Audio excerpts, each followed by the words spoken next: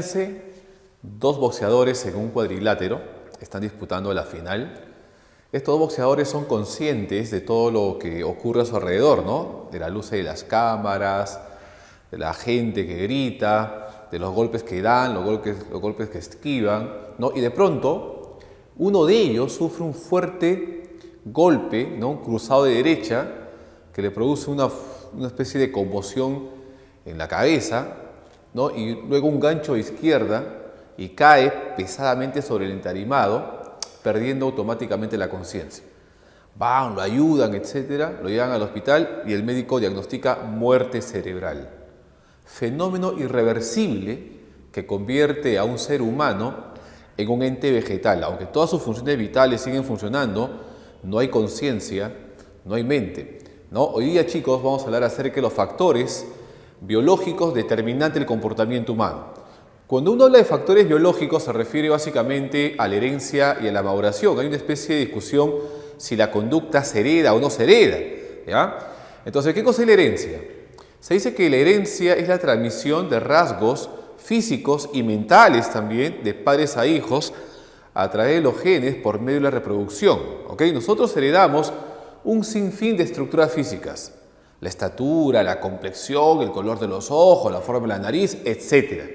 ¿Okay? Pero lo que le interesa a la psicología es la herencia del sistema nervioso, porque es ahí en el sistema nervioso donde se encuentra la vida mental. ¿Okay? La herencia es la transmisión de rasgos físicos y mentales, aunque la biogenética sustenta que solamente heredamos rasgos físicos. Sin embargo, las últimas investigaciones han determinado que hay mayor correlación también entre cierto aspecto psicológico y la herencia.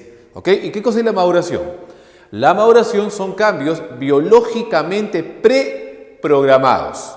Es decir, aparecen conductas, aparecen rasgos sin ningún tipo de entrenamiento. Llegado a cierta edad, llegado a cierto orden, a cierto nivel, el comportamiento solito comienza a cambiar. Para madurar no hay que entrenar, no hay que practicar, no hay que estudiar. Simplemente se llega a una edad determinada y el comportamiento solito comienza a cambiar. Hay una programación ya dada por la especie. Por ejemplo, el nivel maduracional en el ser humano para caminar se alcanza al año. Para hablar a los 2 años. Y la madurez sexual y el pensamiento lógico abstracto aparece a los 12 años, ¿no? Tanto la herencia como la maduración son los factores biológicos determinantes del comportamiento humano. Pero miren, cuando uno dice determinante, hay que hablar también de otro factor, el factor social o ambiental, porque los factores de comportamiento son los biológicos y los sociales.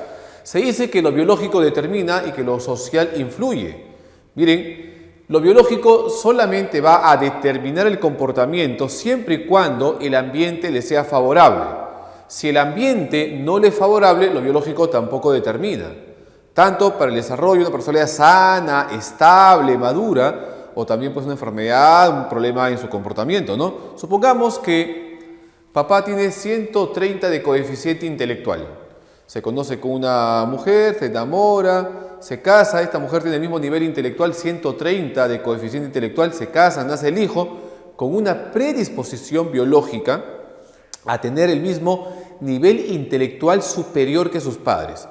Pero resulta que el ambiente en el cual crece el niño es un ambiente de poca estimulación, ¿no? De poca dedicación, hay mala alimentación, baja ingesta proteica, no se alimenta bien. Este niño que está predispuesto biológicamente a tener un nivel intelectual superior, igual que sus padres, no lo presentaría.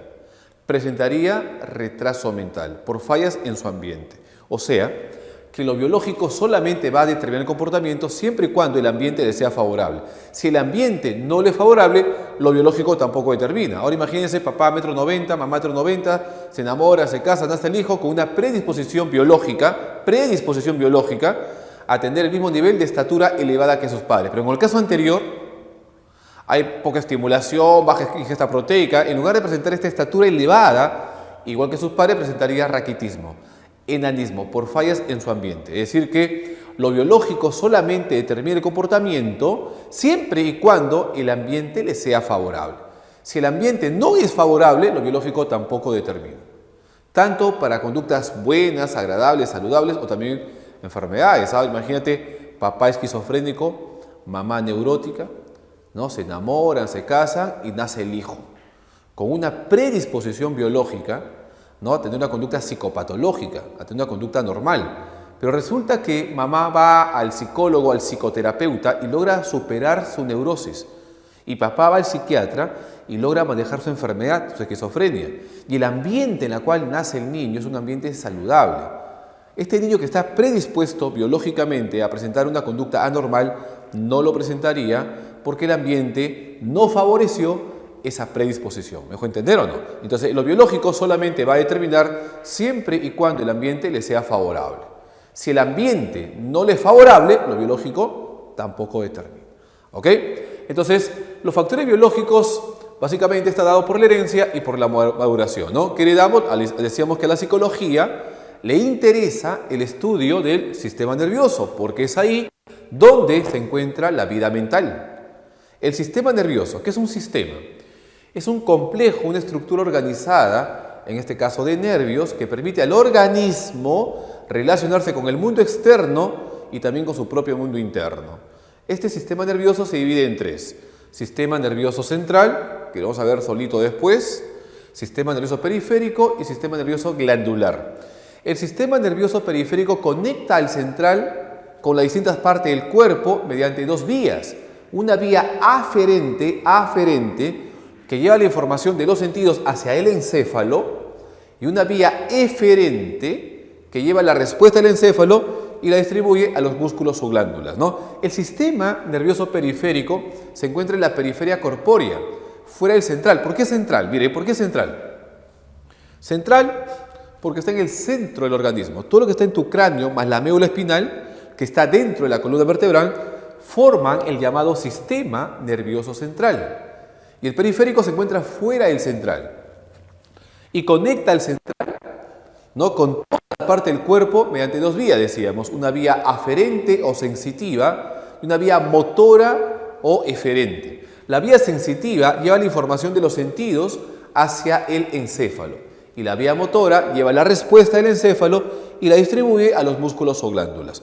Este sistema nervioso periférico se divide en dos: sistema nervioso somático y sistema nervioso autónomo.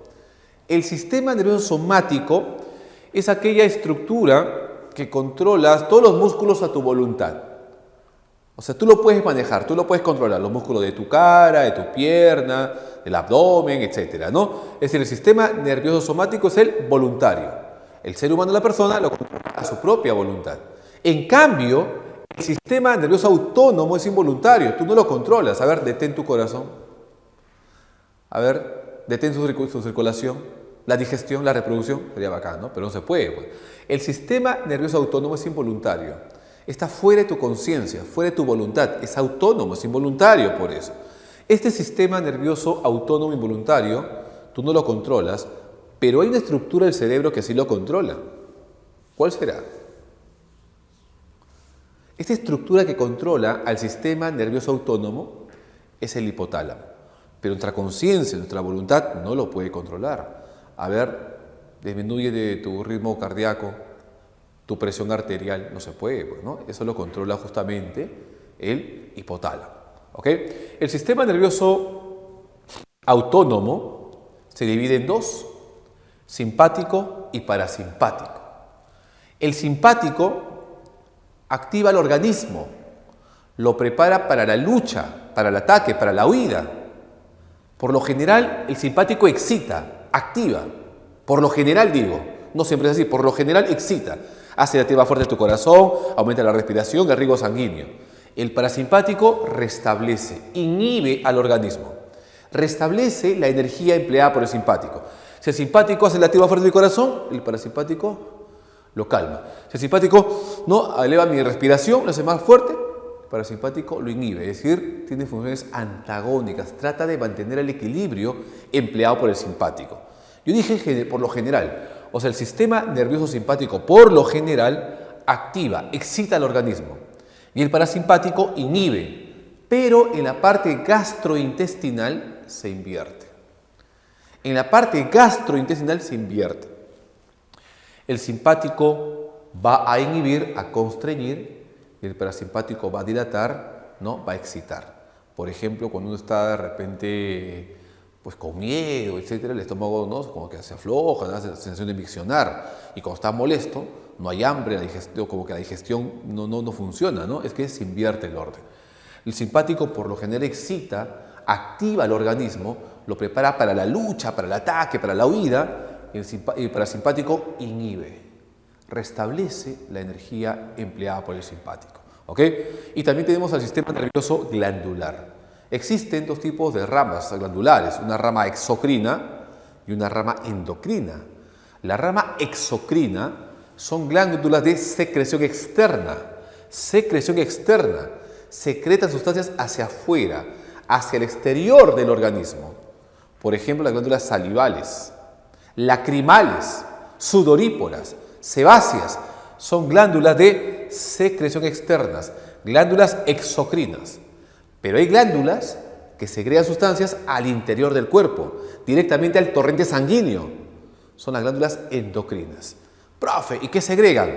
Hormonas. Y las hormonas están en relación con el metabolismo y con las emociones. Las hormonas influyen directamente sobre tus emociones. ¿Ok?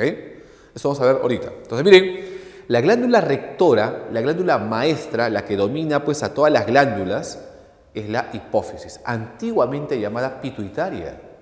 Profe, ¿por qué pituitaria? Lo que pasa es que se pensaba antiguamente que el moco venía del cerebro y pensaban que venía de esta glándula, la glándula pituitaria, porque justamente pituita significa pues en griego moco, ¿no? Y pensaban que el moco como que el cerebro se derretía y salía por la nariz.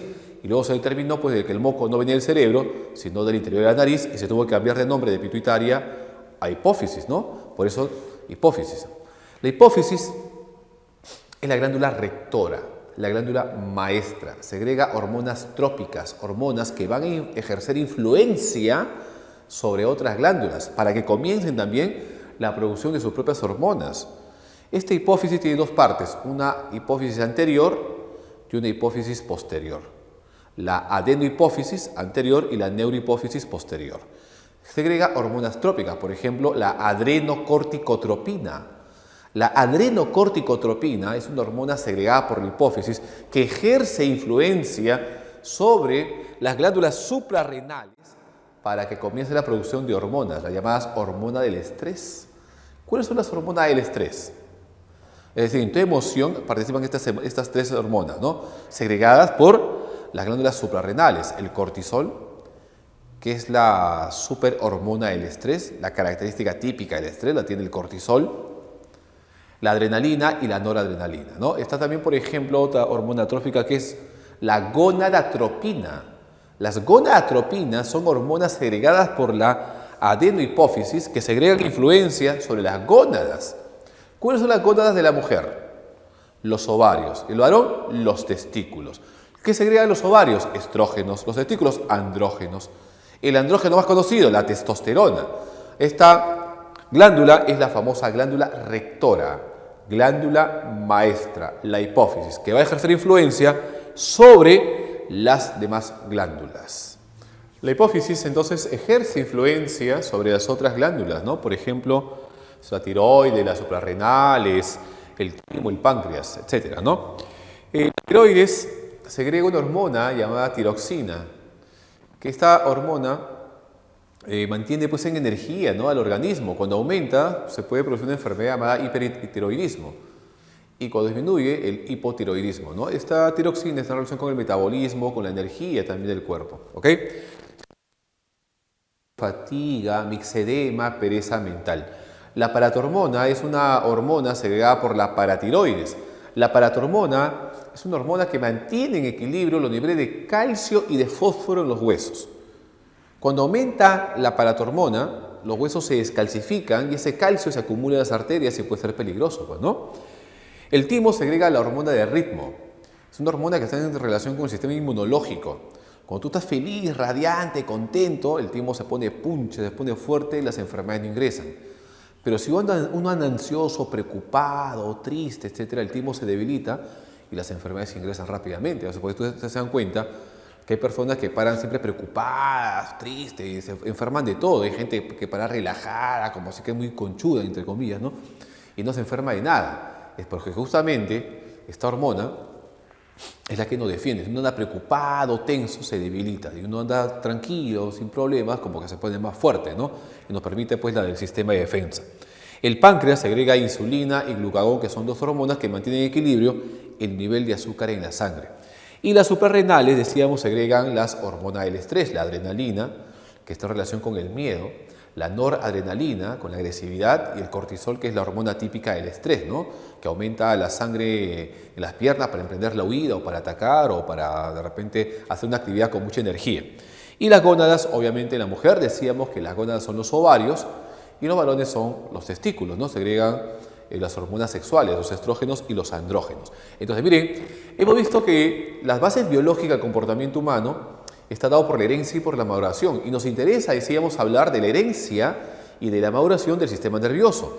Este sistema nervioso es un complejo organizado de estructuras nerviosas que ponen al organismo en relación con el mundo externo y con su propio mundo interno. Se divide en tres: central, periférico y glandular. Nos interesa, por estar relacionado con el estudio de la psicología, el estudio del sistema nervioso central.